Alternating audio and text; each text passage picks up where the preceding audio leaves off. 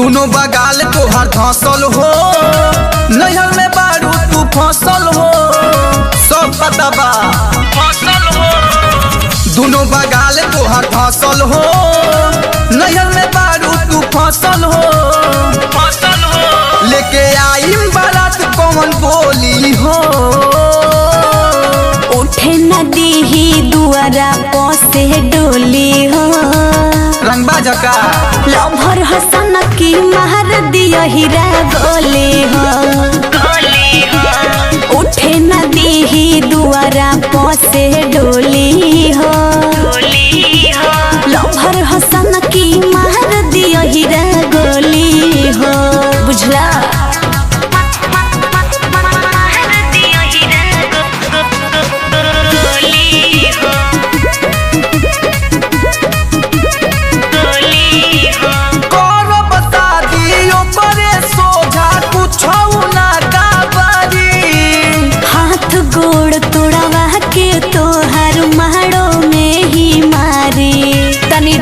रहना तो घरों में घुस के मारे लगे। अरे कौन बता दियो करे सोझा पूछो ना काबारी। हाथ गोड़ तोड़वा के तो हर मारो में ही मारी। तारा सोझा ही पोल तो हर खोली हो,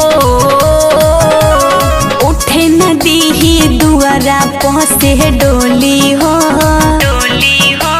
लभर हसन की महर दिया हीरा गोली हो, गोली हो। उठे नदी ही दुआरा पहुँचे डोली हो, डोली हो।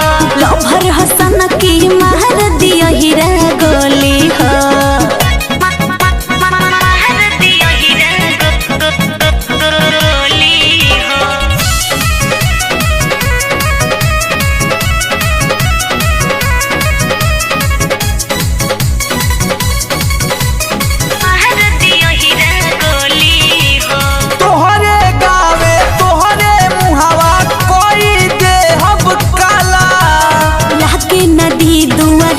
बरतिया होखे नदी जयमाला सब तोड़ फोड़ दे, का बुझला।